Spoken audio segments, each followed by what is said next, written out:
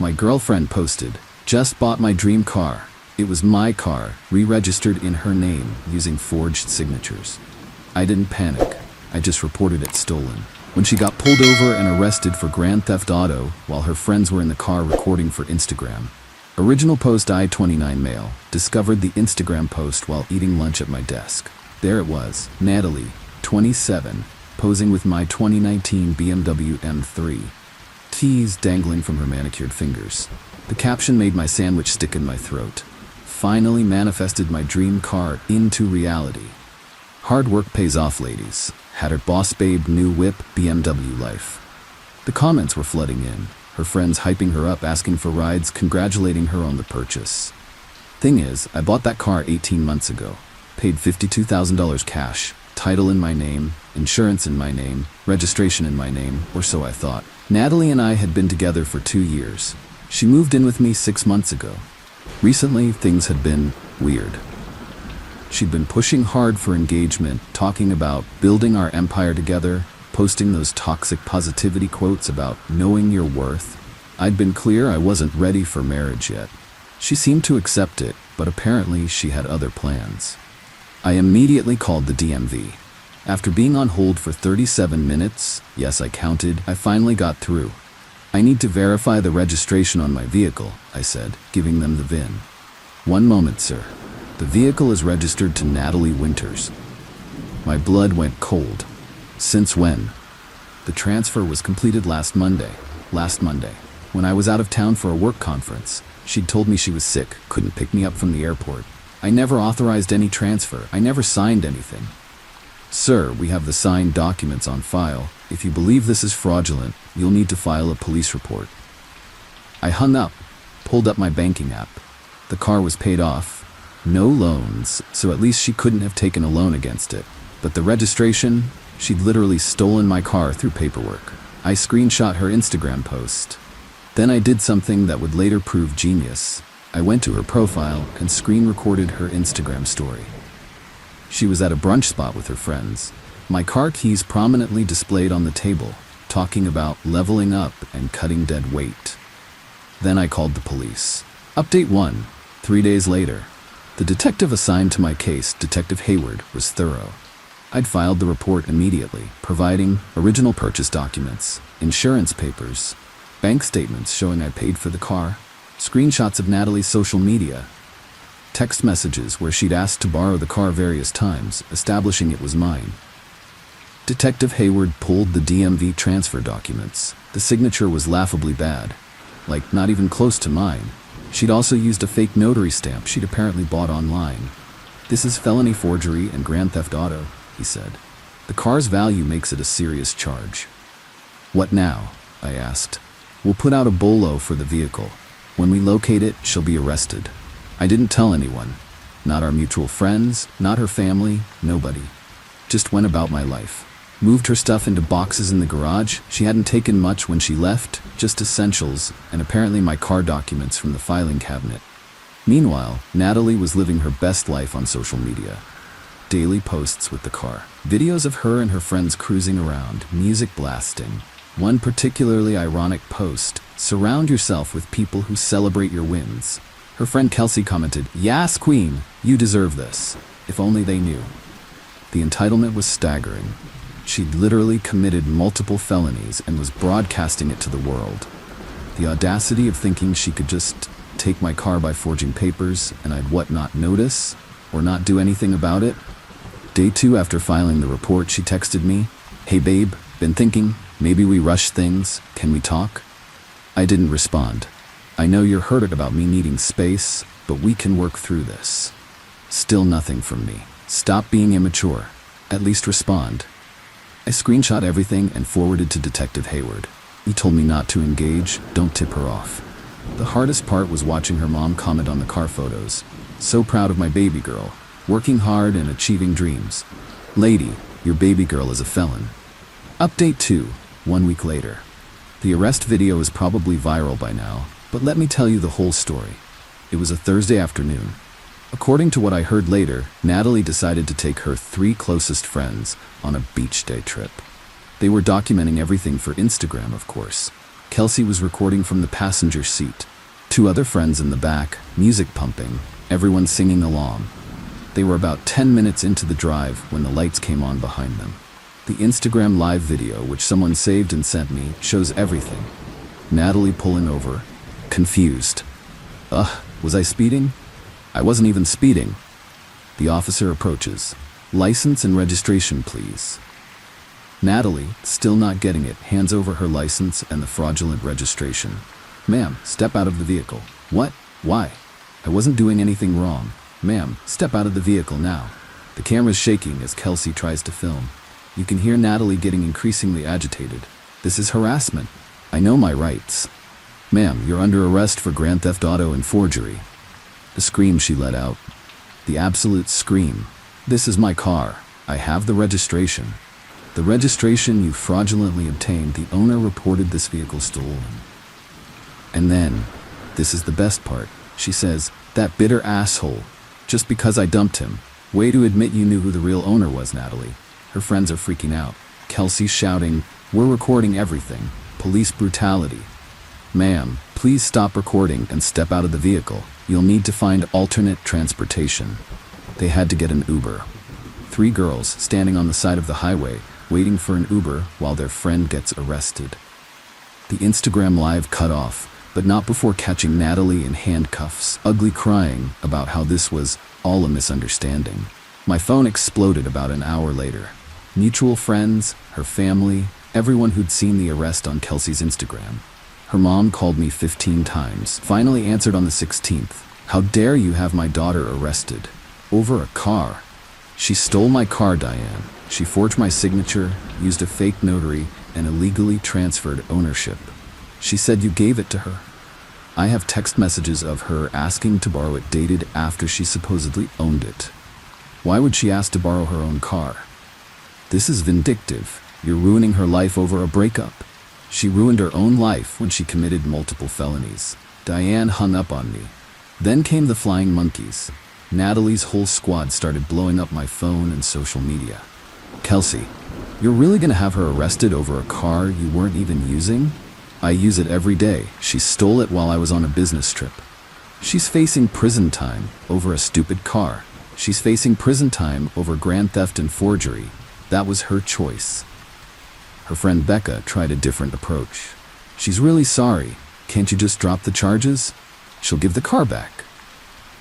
That's not how criminal charges work. The state presses charges, not me. But you could tell them you don't want to prosecute. Why would I do that? She committed serious crimes. The entitlement was unreal. They genuinely thought she should face 0 consequences for stealing a $52,000 car. Update 3. 2 weeks later. Natalie got bailed out after 3 days. Her parents put up $15,000.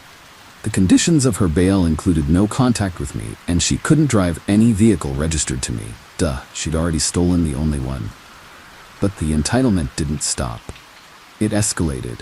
First, she tried to spin the narrative on social media, posted a long, rambling story about financial abuse and how I'd promised her the car but then reneged when she stood up for herself. Complete fiction. The comments were mixed. Some of her friends bought it, but others were skeptical. Wait, so did he give you the car or not? Why did you get arrested then? Girl, forging signatures is serious. She deleted the post after an hour. Then came the truly audacious move. She had her new boyfriend, already had a new boyfriend, contact me. This dude, Landon, called me from her phone. Hey man, this is Landon. I'm with Natalie now. Okay? Look bro, she made a mistake. She's really broken up about this. Can't you just let it go? Let me get this straight, I said slowly. You're calling me to ask me to drop felony charges against your girlfriend who stole my car while using her phone, which means she's violating the no contact order? Silence. That's another charge, by the way. Violating a restraining order. He hung up immediately. I called Detective Hayward, reported the violation. Natalie got arrested again that night. Landon was at her apartment when they showed up. According to the police report, she tried to claim Landon called me without her knowledge, using her phone without permission. While she was sitting right there, the bail got revoked. She spent another week in jail before her parents could get a new bail hearing. This time, it was $25,000, and the judge warned her one more violation would mean staying in jail until trial. Her mother Diane tried once more to intervene, showed up at my apartment. "Please, Derek. She's learned her lesson. This is destroying our family." "Diane, she stole my car. She forged legal documents. She committed fraud. She's just a girl who made a mistake. She's a 27-year-old woman who committed multiple felonies. The lawyer says she could get 2 to 5 years. Then she should have thought about that before committing grand theft auto." Diane actually dropped to her knees. "I'm begging you, please, tell them you made a mistake. Tell them you gave her permission. You're asking me to commit perjury to save your daughter from the consequences of her crimes? I'm asking you to have mercy." Where was Natalie's mercy when she was posting all over Instagram with my car, telling everyone she bought it? Where was her mercy when she was calling me bitter and pathetic to her friends? She made her choices. I had to threaten to call the police to get Diane to leave. Update 4. 1 month later. The preliminary hearing was last week. I had to testify. Natalie sat there in her jail outfit. She'd been locked up again after sending me an email titled, "You win," with a long rant about how I'd ruined her life, another bail violation. The evidence was overwhelming. The forged signatures. The handwriting expert said it was amateurish at best. The fake notary stamp she'd ordered from a website, they had her credit card records. Her social media posts claiming she'd bought the car, text messages between her and Qley planning the whole thing. Qley had flipped and provided them to save herself from conspiracy charges. Yeah, turns out Qley knew the whole time. The texts were damning. "Qley, are you sure this will work?" Natalie, "DMV doesn't verify signatures. It's easy." What if Derek finds out? He won't, and even if he does, possession is 9/10 of the law. That's not how that works, lol. Whatever. He owes me anyway. I've been his girlfriend for 2 years. I deserve something. The prosecutor also revealed Natalie had searched how to forge signatures, penalty for forging car title, and can you go to jail for stealing boyfriend's car on her laptop. She'd literally Googled the crime before committing it. Her lawyer tried to argue it was a misunderstanding between romantic partners, and that I'd given her implied permission to use the car. The judge almost laughed. "Counselor, implied permission to use a vehicle doesn't extend to fraudulently transferring ownership." The judge ruled there was sufficient evidence for trial. Natalie started sobbing. Her mom started wailing in the gallery. Her dad just looked defeated. As I was leaving the courthouse, Landon, the new boyfriend, approached me. "Dude, you destroyed her life over a car." "She destroyed her own life when she stole my car. She was going to marry you. She thought what's yours was hers. We weren't even engaged. And that's not how property law works." "You're heartless." "I'm heartless? Your girlfriend stole $52,000 from me and you think I'm the bad guy?" He tried to get in my face. Security intervened.